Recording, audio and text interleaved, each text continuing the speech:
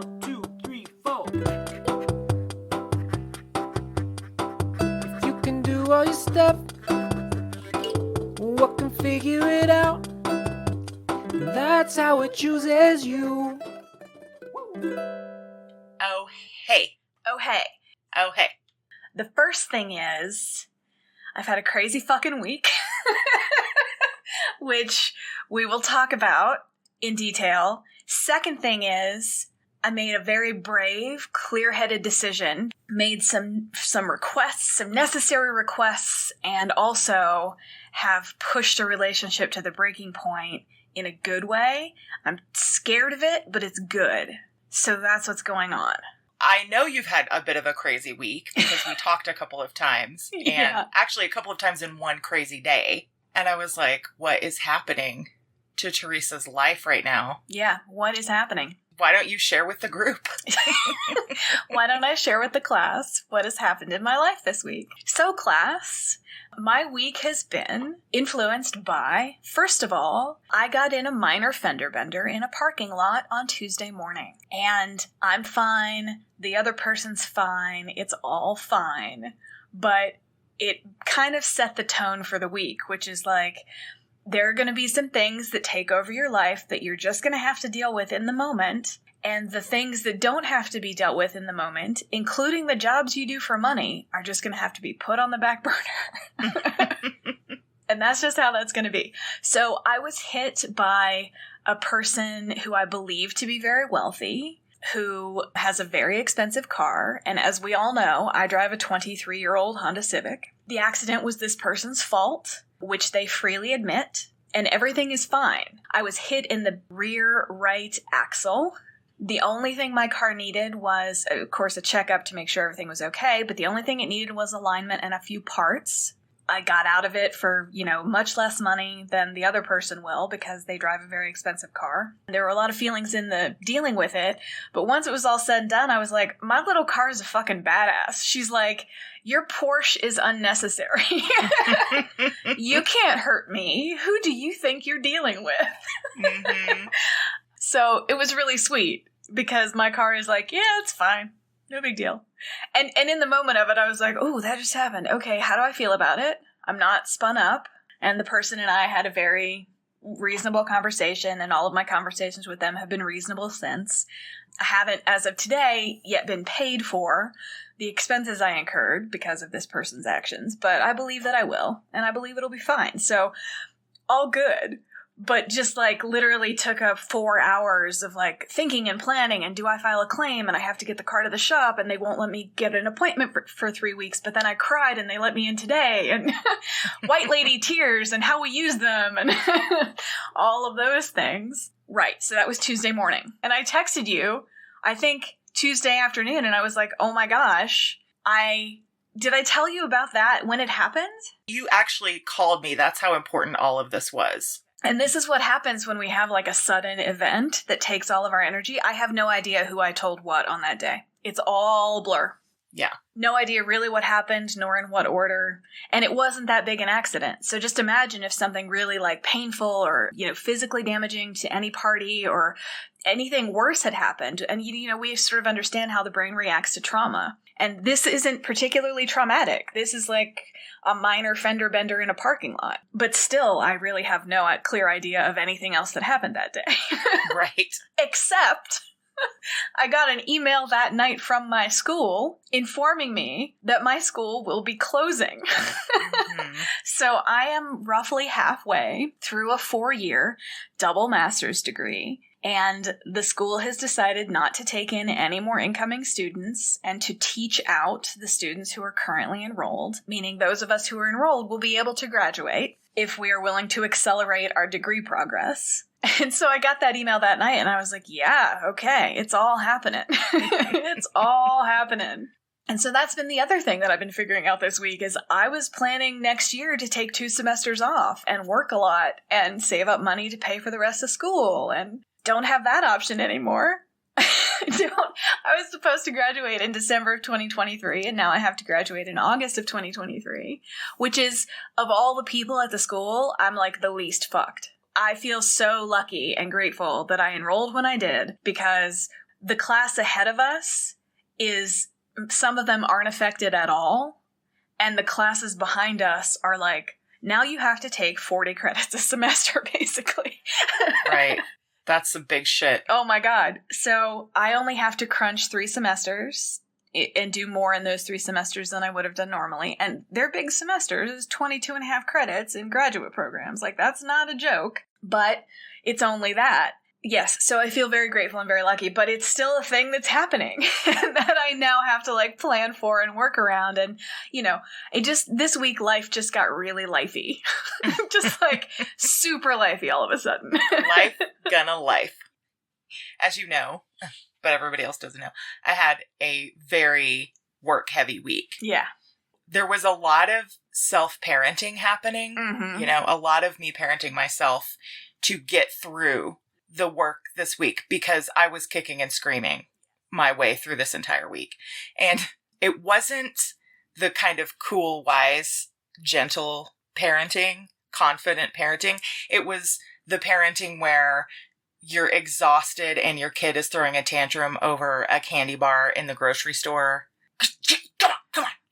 People are staring. Come on.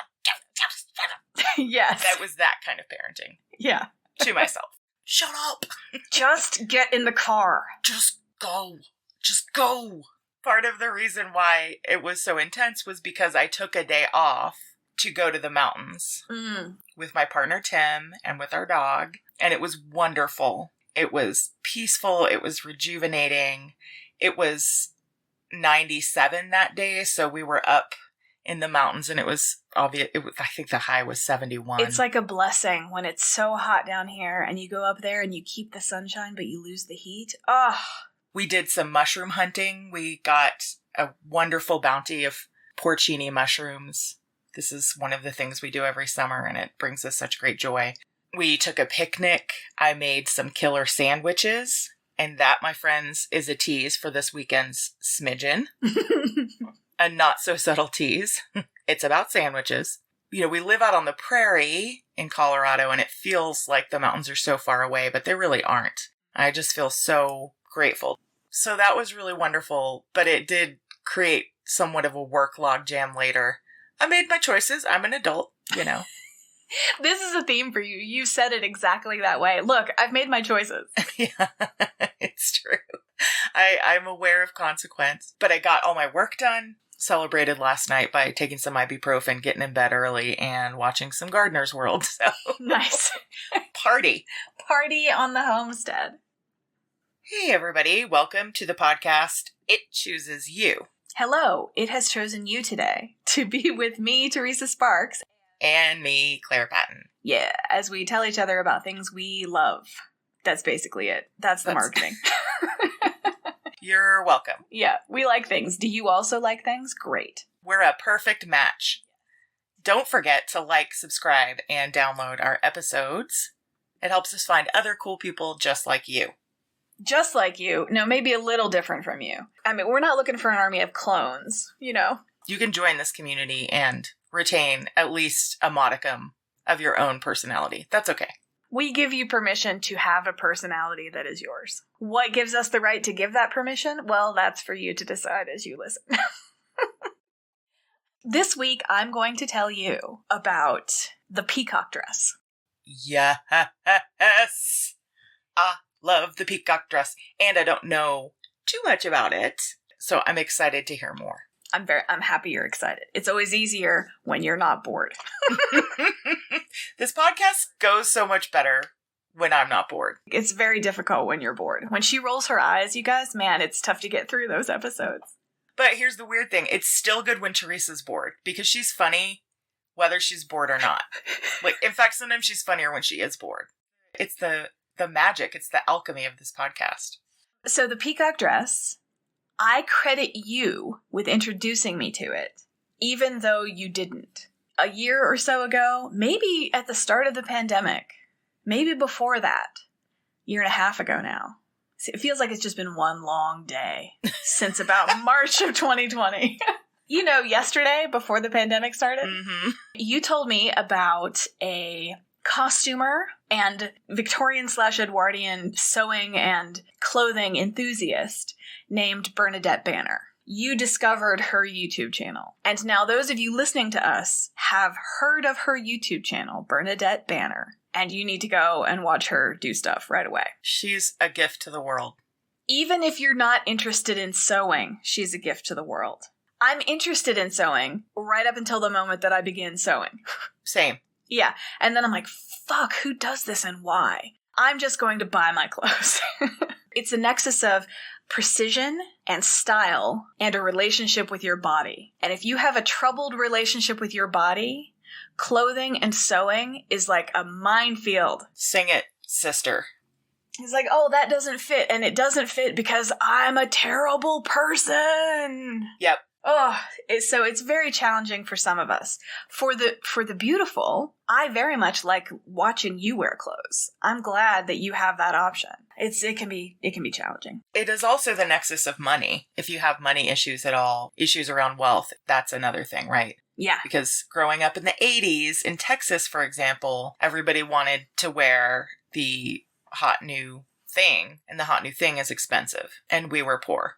There's also this facet of it that has to do with, if you're at all environmentally aware, you know that the fashion industry is a huge polluter. We've talked about this in terms of other tools that you buy to support your life. You can buy one pair of boots that lasts the rest of your life with occasional improvements and resolings and things like that. Or you can buy a cheap pair every year. And if you buy a cheap pair every year, sometimes that's necessary. So I don't have $250 to spend on a pair of boots. You got to be kidding me. If you buy a cheap pair every year, when those shoes wear out, there's no real industry for recycling the huge volume of old clothes in the world. So much of it ends up in a landfill, which is a huge problem. Like doing an episode on some article of clothing is super loaded for me and therefore really, really interesting. So I'm hoping to share a lot of those directions with you today. Bernadette Banner, once you told me about her and I'd watched a few of her videos, she introduced me to a dressmaker and pattern maker called Cathy Hay, Hay, who is also on YouTube. Her business is called Foundations Revealed, and she does how-to videos on sewing, and she more broadly actually also talks about creativity and creative process. And oh, cool. Yeah, I'll talk about that as we go on. Bernadette Banner is bernadettebanner.co.uk. Her thing is exploring the history of what people wore, so she's into that. She had a brief career as a costumer on Broadway, and I reference her website and several of her videos in this piece. I also reference Wikipedia, the UK Costume Society, and an article called Embodying Empirical Spectacle, Dressing Lady Curzon, Viceroy of India, 1899 to 1905, by Nicola J. Thomas, and that's from 2007. And speaking of that article, everybody, I just want to say, like, academia, if anyone who works in academia who has any influence is listening to this, if education is actually your goal, these articles need to be much less expensive to access, please.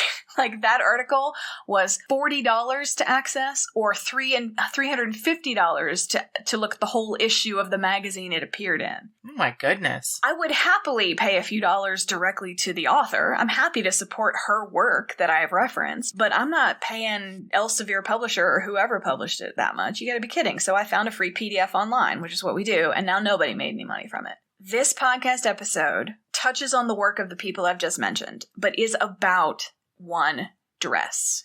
I'm going to talk about the Delhi Durbar of 1903, which is the reason that this dress exists. Okay. So Americans say Durbar, the English say Durbar, and it just means the court of Delhi. And it's a mass assembly organized by British colonial government to mark the succession of an emperor or empress of India. And at this time, we're talking about British colonial India. Okay, this is the height of British colonialism. This Durbar was held 3 times, once in 1877, once in 1903, and once in 1911. And the celebration of 1903, which is the one we're going to focus on, was the most impressive. This one in 1903 was held to celebrate the succession of Edward VII to the throne of Britain. So Edward VII was the eldest son of Queen Victoria and Albert. He was heir to the throne for 60 years, which is like 8 years fewer than Prince Charles has been the heir to the throne. So it's the same sort of vibe. Like you've been second in line for a human lifetime. Yeah. And during Edward VII's lifetime, there was less pressure for the incredibly wealthy to be humane about their spending. And so he was basically a good time Charlie. Right. He only ended up being on the throne for about 9 years, from 1901 to 1910. So what kind of colonial party does Good Time Charlie want? A really, really fucking big one. And also, he didn't even bother attending. Oh, wow. That's some serious game. Yeah. I am gonna have my people concoct this elaborate event, and then I'm not even gonna go because I'm that cool. 2 full weeks of festivities were devised in, quote, meticulous detail by Lord Curzon, who was Viceroy of India, and his wife, who was American-born Lady Curzon, born Mary Leiter in Chicago. So her family had a department store that eventually became part of Marshall Field's, which is now Macy's. So, like, they're incredibly wealthy. This is a huge department store chain that they started. In a few months, at the end of 1902, a deserted plane somewhere in India that I could not find where exactly, outside of Delhi, obviously. It was transformed into an elaborate tented city with a temporary light rail to bring spectators out from Delhi. It had a post office, it had telephone and telegraph facilities, and this is 1902, that's not guaranteed in anywhere. It had stores, dedicated police force, its own hospital, its own court, and like really complex sanitation and drainage systems. When you say plane, do you mean Plain? Yes, deserted plane. I wasn't sure if you meant like they did some cool hip, like, hey, a deserted airplane in the middle of No. So, yeah, it was designed to hold like tens of thousands of spectators. So it's basically like the 1%er colonial Burning Man. It was called Smoldering Man because it was classy, y'all. So this event culminated in a huge coronation ball that was attended only by the highest-ranking, fanciest of pantses. So did they have like a mannequin of Edward VII? Yeah, did they have like a wax figure of him that got coronated or Coronated. image of him? Did they just put him on a popsicle stick or something? I don't know. I think it was celebrating the event, not a representation of the event. So I don't know if they had a little mannequin of him or not. But I like the idea that they would just be parading around a mannequin of an old man with a crown. Yeah. Like, hey, look, here he is. Somebody's got their arm stuck up him and is working his mouth from the inside. This ball that sort of closed the event was reigned over by Lord Curzon and Lady Curzon, and she wore this peacock gown to this ball. Like I said at the start, I'm not a clothes person for lots of like body image and feelings reasons. I'm not a clothes person in practice. It's kind of hard to be one in suburban and rural Colorado anyway. Oh, yeah. We're not Moira Rose. We're not dressing to the nines to walk to the crappy cafe for breakfast, okay? It's not a thing that's happening. So comfort and function are the keys to my dressing. I love clothes, and I actually really enjoy looking at beautiful clothes. I'm an aesthetic person. I appreciate it in all sorts of forms. And so I like it in clothing too. And it's a really interesting way for me to look and watch people express themselves through what they wear. I really like it. There's something magical about like wearing clothes that somehow communicate who you are. Caitlin Moran, in her book, How to Be a Woman, she talks about this female obsession with clothes. She says, you go to your closet and it's not a matter of like picking things that are roughly in the same color scheme. It's about who do I have to be today? What persona do I have to wear today to survive or to thrive in this world? That's what clothes are, and that's why they're so complicated. How does whatever is inside of you that day want to express itself? And who's going to see me, and how do I wish to be seen? One of the things that this touches on is that the fashion industry is designed to be exclusionary, both financially, as we've sort of touched on, and to different body styles. But I love pretty clothes. So all of that's true, and I love pretty clothes. I love looking at them. I love understanding how they're constructed. I like the geometry of fashion. And I like knowing that different weights and different weaves of fabric will fall in different ways and will move in different ways as a human body moves. I love all of that. I'm fascinated by it. And when something fits correctly and you know you look good in it, which honestly is like happened to me once in my life, but man, it was such a great day. That was such a great day. It gives you so much confidence. When I was about 13, I had this black vintage dress, and it was sort of an empire waist, but it was done on the bias, so it was higher just under the breast area. It was kind of a crepe material, And it looked so effing good on me. And I don't own the dress anymore, but I still think about it because I felt amazing. I probably really looked like a grandma, but I thought it was cool because it was the 90s, y'all. No, that was cool. Yeah, that's exactly it. I had a red dress with white polka dots on it, and I had it when I was really young. And it was my favorite piece of clothing I have ever owned. And I'm talking like 5 or 6 years old, really young. And I felt amazing when I put it on, and I was so sad that I outgrew it. The hunt for the red and white polka dot dress will be another episode, you guys, because it's very important to me. The peacock dress, Claire, it takes your breath away. It's made of white chiffon panels, embroidered with gold and silver wire that look like peacock feathers, with iridescent blue-green beetle wings in the center of each feather. Imagine this white, shining, sparkling confection of a dress with these beetle wings that look like emeralds and that people mistook for emeralds on a beautiful woman who is the highest-ranking woman in the country of this colonial government at the most opulent party the British had ever thrown in India. I bet she was just sparkling. And under electric lights that were installed, right? And so this new kind of light and how that looked on the dress, I mean, there's a painting of her in the dress, and there are black and white photos of the dress. I recommend you look at them because, whoo boy. Teresa, did the dress have a train? It didn't have a train, but it was cut in such a way. It had a very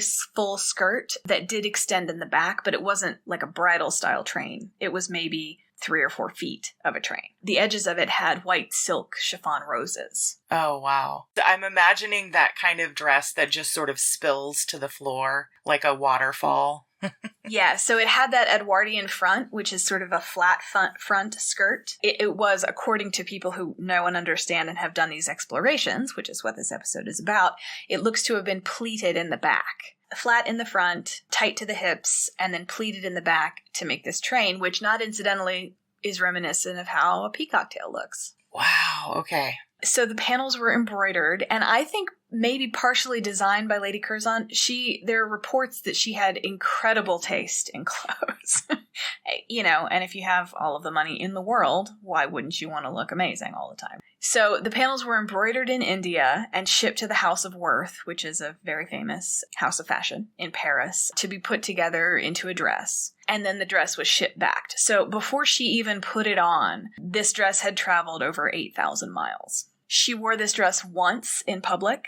She had a portrait painted in it, and then it was put in a box, and she died 3 years later. I'm just imagining how much work and how much time went into this dress for someone to wear it once. That's an incredibly important and valid question to ask yourself. The dress ended up on display at Kettleston Hall, which is the Curzon family house in Derbyshire, I think. And it's now a museum. And like I said, I learned about the existence of this dress through the YouTube rabbit hole of historical costumers and sewing enthusiasts. Bernadette Banner to Cathy Hay to this dress. Cathy Hay, her approach to sewing is similar to how a lot of other artists approach their art forms. The videos that she does talk about techniques, for sure, and have some really yummy, like, mechanical engineering set pieces where she's, like, speeding up the camera and you're, like, watching her draft, skirt pieces or bodice pieces or the pieces of a corset. She's doing all this geometry and fast motion. It's like technical montages in spy films, but she's using an old school compass and a quill. It's like a really fun combination of aesthetics in these things. Like, so imagine someone who cares about clothes, the environmental devastation that fast fashion causes, and books equally. And like, this is this woman, Cathy Hay. She talks about her work the way people who create things talk about their work. She asks questions like, how do you keep going when you get discouraged, when the thing you make falls so short of the thing you imagine? She asks, what do you do when your dreams intimidate you? Have you ever promised somebody you would do something and then discovered that you've maybe bitten off slightly more than you can chew? What do you do when you have a vast, ambitious project that you really want to do, but it's really, really intimidating? Like, so intimidating that you could create the most fabulous sewing space you could ever want in order to do it in, and yet you can't even enter the room to start it. She's asking these questions in this video, and I'm like, oh, okay, good. I'm not alone. Yeah. Of course we ask ourselves those questions. You mentioned a long time ago that sort of quick article that I think Ira Glass wrote. It's like, the reason artists stop making art is because they can imagine what it should be, and their skills fall so short of what they can imagine. It's something he said in an interview. So it's on YouTube. It was very famous. I'm sure you've all probably heard of it. You have good taste was the first thing. And so you have this vision for this thing you want to make, which is in good taste, but your skills fall short of what your tastes are. And it's in that gap that most people quit. Yeah. Her videos simultaneously look at techniques and also address those questions that artists have about what it is to make work. So in 2011, Cathy raised a large amount of money for a charity that was building an orphanage in Haiti after the earthquake. And she raised it by saying that for a certain amount of donation, she would recreate parts of the peacock dress. If I get this many donations, I'll make the corset, or if I get this many, I'll do the bustle, or whatever. Her fundraising efforts, I think she doubled her maximum because so many people wanted to see this dress. So the dress exists. It's at Kettleston Hall, but it was made with metal embroidery. And so the metal embroidery has tarnished over the years. And also sometime in 1930 or so, it was altered. So about 3.5 inches were put into the bodice in the front and 3.5 inches added to the skirt. And so it's not the same dress now as it was on the night she wore it. Cathy's proposal was that she would make a version of the original dress with the original pattern so that you could look at this painting that is stunningly gorgeous, and you should all look up, and see what the dress looked like when Lady Curzon wore it in 1903. She would actually make that dress, not the one that has been altered and is hanging in Kettleston Hall. So like I said, she doubled her maximum, and now she's like, oh, I have to make this, right? That was in 2011. That was 10 years ago, you guys. Since 2011, she has been trying to make this dress, in addition to living her life and having a business and all of the things that happen in a life. She's the historical costume version of George R.R. Martin or Patrick Rothfuss, where everybody's going, hey, when are you going to finish that series? When are you going to finish that series? Now everybody's like, hey, were you going to finish that dress, huh? Yeah. Neil Gaiman's response to that is, when is the book going to be finished? And Neil Gaiman says, when it's done. His responses are always the best. He's like, get away. Yeah, you'll get it when you get it. So starting about 9 years ago, she has made a large number of videos about her pursuit of this dress. And now, if you don't know anything about sewing, you don't just buy some fabric, put it together, and there's a dress. You have to figure out the geometry of the particular style of dress and then fit it to a particular body. And this fabric was fabric designed by, maybe, and made for one of the wealthiest women in the world at a time when Britain was bleeding just a huge amount of money and resources out of India, very aggressively stealing wealth from India. You're not going to go to the store and buy this fabric. So not only do you have the complexity of creating a pattern for a dress that no pattern exists for, so you have to basically back engineer the pattern for the dress.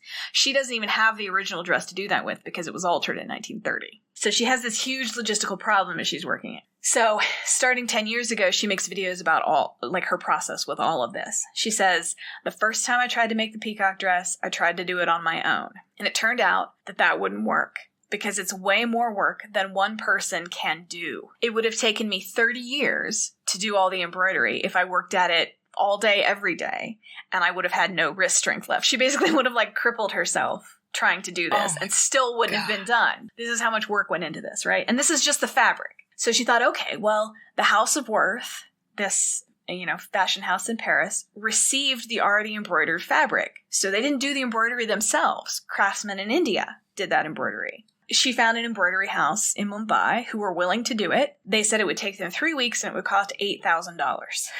That's not the fabric, nor the beads, nor the beetle wings. That's just the embroidery. Would take 3 weeks and cost $8,000. So she's like, okay, well, I don't want to raise money to do that because I just raised all this money for this other project. I've been fundraising for a while. I don't want to fundraise anymore. So she thought maybe a potential collaboration with Kettleston Hall might enable her to get the funds together to have this fabric made. She was in talks with them for a long time, but that project ultimately didn't come to fruition. So her conclusion, she says, was to go back to the beginning and rediscover the inspiration that started her on this path in the first place. So at this point, I want to step out and say, remember that to inspire means to fill with breath or to breathe into. So when you and I, Claire, talk about hearing the voices from elsewhere and interacting with them, learning how to hear them, how to respect what they're telling you, it's also possible we might consider that they are breathing into us rather than just speaking to us. And so her response was go back and try and find that feeling again and be inspired again. And she said in this video and others that her practice when she's brave is to throw your heart over the fence and the rest of you will follow. We talk about that like it's a sports metaphor, but it's a sports metaphor turned into an artistic one. So instead of throwing your ball over the fence, you throw your heart over the fence. Like I said, her videos are like a really good balance of watching someone who's good at something do that thing, but also hearing about the anxieties and the difficulties and the fights with perfectionism and her experiences of failure that come when one tries to do anything worthwhile. For me, and maybe for you, we've sort of talked about this a little bit. Like, I've gotten to a place where if I'm not fighting my perfectionism or failing significantly, then I know I'm doing the wrong thing. If I'm not engaged in that, if I'm not having to fight my perfectionism every day, and if I'm not, like, really failing at something that matters and failing big time, like, this is probably the wrong direction. So Cathy, she offers encouragement for those of us who may be really hard on ourselves, which I think is most of the people in the world. She also reminds us of lessons we can find in the practice of any skill. Lessons like patience, how to be a friend to yourself, which is the hardest thing ever, right? Like we're all so hard on ourselves. And also how to experience joy in failure, or as I think the hip way to talk about it now is to fail forward. I just flail forward. That's my thing. I add that extra L in just for fun. So as she's following her heart over this particular fence she's erected for herself, Bernadette Banner begins floating ethereally alongside her. She does do that Bernadette Banner. She does. Floating ethereally is her jam. So I came to Cathy Hay through Bernadette Banner, and Cathy Hay's project was given substantial and necessary help at just the right moment by Bernadette Banner, which is part of why I love this story so much. Good for you, Bernadette. I didn't know this part. So Bernadette had seen some of Cathy's early videos about the peacock dress and had used her own YouTube-y goodness to sponsor a video to raise some cash to help have the fabric embroidered, and also used her contacts in the world of like Broadway costuming to find an embroiderer in India who could actually do the work. So that was in February of 2020. On May 25th, 2020, George Floyd was murdered while in police custody in Minneapolis by former officer and now inmate Derek Chauvin, who knelt on Floyd's neck for 9 minutes until he was dead. And as reasonable white people continue to do, Cathy opened the question of the history of dresses like this in her videos, saying in a June 2020 post that we've all been so busy happily admiring the pretties and reenacting the experience of all these wealthy white people running around looking fabulous that we've largely ignored the dark history that comes with it. Where did these fabrics come from? Where did the money come from that paid for these dresses? And it's at this point, I'll tell you, that one of Lord and Lady Curzon's daughters was the first wife of Oswald Mosley, the leader of the British Union of Fascists, starting in 1932. And another daughter married the equerry of Edward VIII, who we know was enamored of fascism before he abdicated. That's specifically the darkness of this particular beautiful thing. And this is why Cathy Hay is worth following, because her response to the murder of George Floyd was to question her own interest in this dress and broaden her own context in which she thinks about the history of fashion and of sewing and of pattern making. This is the example she gives in her video. It's called Peacock Dress 2. She's basically numbering them as she goes. So this is Peacock Dress 2, Unpacking a Dark History. She talks about the cotton muslin industry. Now, if you know, she says, anything about historical costume, you know that it was fashionable during the mid-18th century to have huge silk dresses. But then starting in about 1780, there was a change, and the fashion became to have dresses made out of cotton muslin, a fabric which came out of India. Indian printed cotton was highly valued and was a huge export for India. These fabrics were supposed to be lighter than woven air. They were the finest fabrics in the world. The British came in, literally smashed the weavers' looms, and historical sources argue about this, but it seems to be true that colonial soldiers cut off many of the weavers' thumbs so that they couldn't weave anymore, and moved the entire industry to Britain. The raw materials were sent to Britain, the cotton was woven in Britain, and it was exported back to India, at which point Britain charged huge duties and tariffs for the Indian nation to buy the fabric back that they used to make themselves. So this wealth that Britain stole from India funded the Industrial Revolution. In the terms of what you and I are looking at in this podcast, it's possible to trace a line of causality between those weavers being mutilated and our gratitude at no longer having to do the laundry for 4 days out of the week. Like, it's possible to trace that. That is a reasonable series of moves to make as you're thinking about this history. And for me, it begs the question, when we say we are grateful, how comprehensive are we being in thinking about where that gratitude comes from and what goes into us being able to be grateful for something? This is why I love the story of this dress so much and why I love Cathy Hay so much. Because, again, we've said it before, white people have a whole lot to answer for. And in America, let's start by paying reparations right now. Cathy and Bernadette work together, and the timeline's kind of hard to parse here because the video release dates don't actually conform to the timeline of the action because humans struggle to be linear, particularly in a pandemic year. Cathy made beading/embroidery pattern with a key of what beads go where. She handed it off to Bernadette at some point when they saw each other in person, and Bernadette in turn handed it off to her contact in New York that has a sister company in India who sent it off to be made as a sample. They sent this drawing of 2 peacock feathers with the key for what beads go where, and it came back a few weeks later, and it is beautiful. It's on white silk fabric, chiffon fabric. It's as sparkly and gorgeous as anything I've ever seen. It's just basically an experiment in how light moves on fabric and beads, except for the blue-green beetle wings at the center of each feather. That's kind of the only color in the dress. Cathy, when she's talking about this sample that has come back, she makes this point that what colonizers tend to do is tell stories from history without any people in them.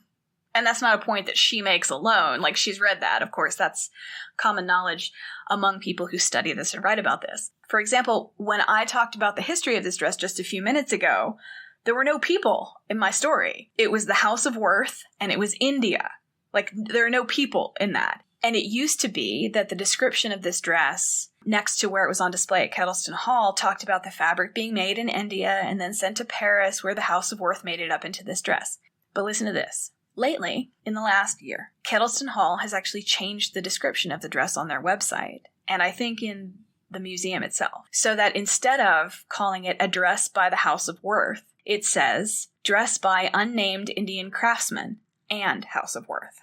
And that's a very small change. It's a baby step, but it's a super significant one as we move forward in telling these stories more honestly and more comprehensively. So I absolutely love that. And now, when Cathy is displaying the sample that she has made in her video, the video she made, I think she made it about a year after she got the sample because, again, the timeline is confusing, but she emailed the factory where the sample was made, and she got the name of the craftsman who made it, and she put it in her video. So she thanks in her video Irshad Ahmad, who is the man who did this embroidery for the sample. Part of my joy in watching her, she's not done with the dress, is the thing. It's a huge product. She's already been working on it for 10 years. And she's actually sewing pieces of it. Starting in January of 2021, she has started sewing parts of the undergarments that are necessary. Like, you need a bustle, and you need a corset, and you need like 15 things before you even get to the dress. So like the complexity of these garments is really astounding. She's starting to make it now,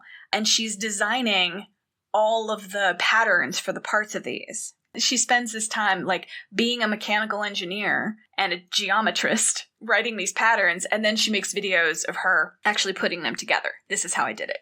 And so please check out her channel at this point. And she's doing vlogs in the middle, and then when she finishes each piece, she's doing hey, the bustle's finished.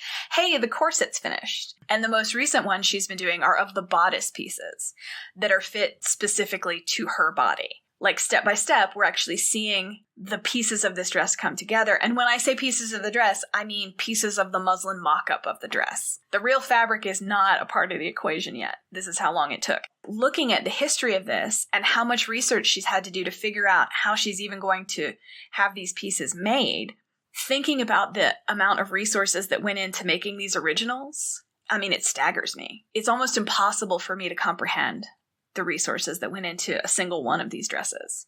And it turns out that there are a large number of House of Worth dresses that were only ever worn once and are now just like hanging in places. To have all of these resources go into a dress that was worn once just is an example of wealth.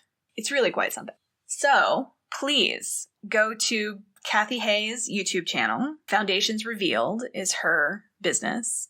And go to Bernadette Banner's YouTube page, which I think is just Bernadette Banner, to watch this story unfold as she's making this dress. Because if we can take something that we love and something that's beautiful and whose beauty is what attracted us to it and follow it when it goes through some really dark paths as we're understanding how it came to be, I think this might be a really useful, good, healing way to move forward. Like, we don't want to just disavow it. We don't want to ignore it or bracket it or push it away.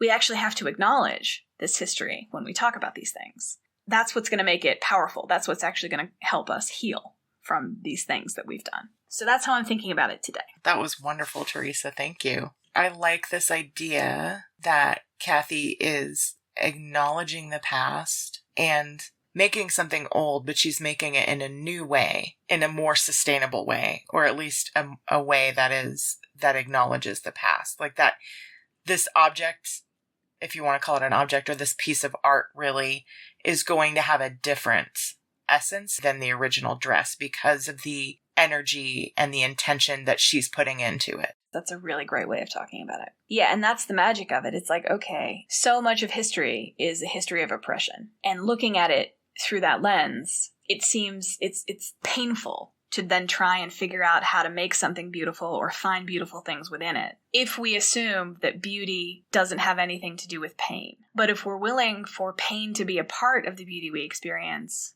then we can go back through as white people and as people of privilege and take the real history of these things, including the horrible circumstances that went into their creation, as is true in a lot of cases, and take the whole of it and move the whole of it forward. So we're not excluding that darkness. We're actually figuring out how to acknowledge that and try and heal it as we move forward. And it's really easy to get stuck in the pain piece of it and then not do anything. But what I love about Cathy is she didn't throw her hands up and say, well, then why should I even make this dress that recalls this history? It's really inspiring to me to just keep moving forward and keep building the beautiful thing you're building with this acknowledgement of pain and with this acknowledgement of history. But we have to continue moving forward. We have to stay in right action and we have to stay in right intention. We can't just stop and sit down in the middle of the path and throw our hands up and say, well, I'm done then. And that is the constant temptation for me. I find her really inspiring for that reason. I will probably do an update in a year or so. I mean, how long? It'd take 5 years to make this thing probably. But yeah, I definitely want to check back in. Thank you so much for telling me the story of the peacock dress, Teresa. That was fascinating and dark and inspiring. I am fascinated by it. I will continue to follow the story, and I'm going to continue with Bernadette and Cathy's YouTube channels. Go Bernadette. Go Cathy. Go Teresa. Thanks for listening, everyone. It was a pleasure to talk to you today, and we hope you will come back and join us again soon. Please remember to like, download, and subscribe to our podcast. Thanks so much. Have a good week, everybody. Bye. Bye. Testing. Great. Thank you for listening to It Chooses You. Your hosts are Teresa Sparks and Claire Patton. Our theme song is by Bobby Dart. If you'd like to get in touch with us, drop us an email at itchoosesyou podcast@gmail.com.